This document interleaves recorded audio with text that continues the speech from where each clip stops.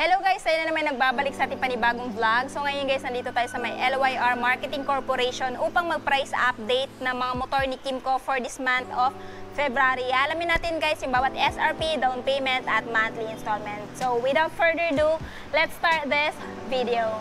I've been in and out my mind since I hit your phone. I've been counting up the times that I did you wrong. I just want you by my side when I get real gone. Feel it's been a little while since we got along. Yeah, we've been playing stupid games, the situation rotates. And they say communication, safe relations, okay. Medicated how I'm patient, wasting time ain't the way. Cause I can see it on your face. I've been tossing, turning, staying up all night long. I've been calling, yearning, wondering what I did wrong. I could tell by your eyes you got something to hide. So open your mind up, let me inside, and let's make it right. Tell me baby, what's the problem? Cause I keep trying to figure it out. Oh no, oh no. Tell me baby, what's the problem? I'm only picking up what you're putting down. You'll be tripping, I don't know what about. So what's the problem right now?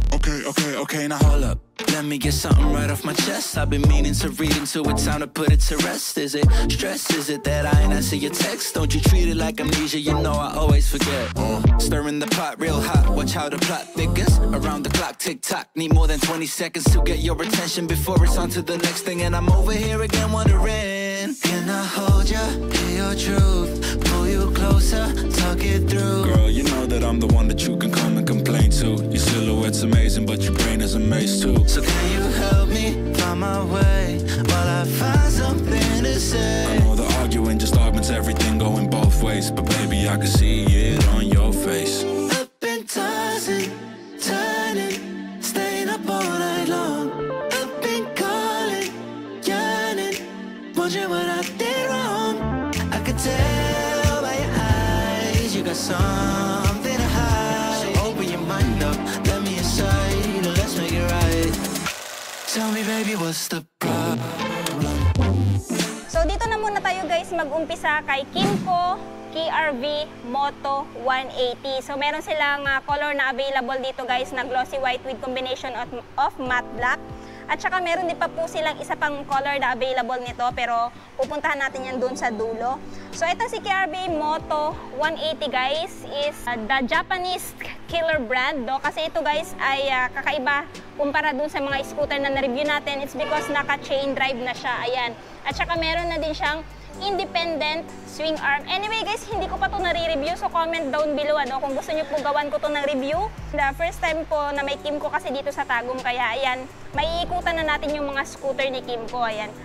So, ayan po yung itsura niya. Kung interested po kayo dito kay KRV 180, ayan, meron po siyang updated price itong naka-chain drive na 199,900 if fat cash po. Kung gusto niyo pa ng hulagan, down payment is 21,989 at monthly sa 3 years na 9,286 at rebates na 200. Anyway, meron po silang isa pang bracket na mapagpipilian. Itong kagaya ng 30 months, ayan, 10,150. So, pili na lang kayo. It's either 30 months or 36 months. So, itong si KRV Moto guys, ayan. So, ang kinaganda dito, meron na siyang TCS, kagaya ng ibang scooter like ADV, like NMAX. Pero, ayan, yun nga lang yung pinagkaiba ni KRV doon, naka-chain drive na siya. At meron na din po siyang footboard guys. Kumpara sa mga ibang higher displacement like 160cc, hindi natin makikita na may footboard. Pero ito, napakaganda guys. Napaka-friendly nito sa long ride at pang araw-araw. So kung naghahanap po kayo ng KRV, meron pong available dito si LYR Corporation. Ayan, tapos meron din po siyang malaking underseat storage. At kung mapapansin nyo guys, meron na din po siyang malawak na front pocket. Ayan, nakakilis na din at meron siyang dalawang dashboard dito. So, ayan guys, tapos meron din po siyang on at saka off ng TCS. Meron din po silang available dito na isa pang KRV guys. This one naman, yung pinagkaiba dun sa nauna nating nabanggit, naka-belt drive siya. So itong si KRV 180i TCS, meron silang color na available na silver, matte black at glossy black. Ayan, so yung kanyang belt drive guys, ayan, kitang-kita mo, nakausli. Hindi katulad sa ibang mga scooter na talagang nakatago. Pero itong kay KRV 180 na belt drive, naka-usli. O, diba? Talagang kakaiba po yung mga scooter ni Kim kumpara sa ibang mga brand. No? Parang unique talaga siya. Talagang meron siyang sarili niyang brand, meron siyang sarili niyang taste, meron siyang sarili niyang papanama sa ibang mga scooter. Ayan, kaya siya tinawag na the Japanese killer brand. Then sa taillight, ayan guys, naka-LED. Yung turn signal niya, naka-LED na din. Ayan. Tapos pansin mo dito guys, napakalinis po ano. Ayan, linis po talaga ng kanyang design dito. Tapos yun po yung kanyang suspension. Again, pwede po siya pang araw-araw, pang long ride kasi meron siyang malaking footboard dito. Meron din siyang utility hook. Same lang din dun sa isang KRV guys na chain drive. Meron din siyang malawak na front pocket. Tapos nandito po yung lagayan ng kanyang gasolina. Again, naka-dual dashboard po siya guys. Ayan. Hindi pa rin po natin ito review, so comment down below if ever gusto nyo po ito gawan ko ng review. Next, kung naghahanap po kayo ng higher displacement, meron din po silang available dito guys na Kymco DTX360. So ayan, mas higher displacement siya guys. Naka-dual sports na din kasi makikita nyo yung tire niya. Ayan, naka-semi-black tire na.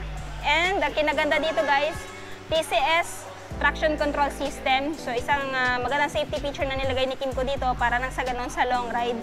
Ayan, makakaiwas kayo sa pag-slide ng gulong. So suspension guys, dalawa. Ayan, dual shock suspension, naka semi-black tire. And dito, ayan, meron din siyang option for cruising style. Same din sa mga sa KRV 180. Ayan. Tapos, nakakiles na din.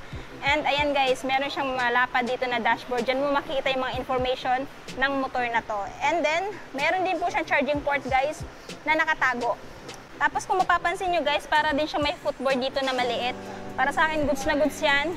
Para sa ganun, pwede mo mapaglagyan ng mga anik-anik mo. Tapos meron din siyang malaking under seat storage. So ito yung sinasabi ko sa inyo kanina guys, na isa pang color ni KRV Moto 180.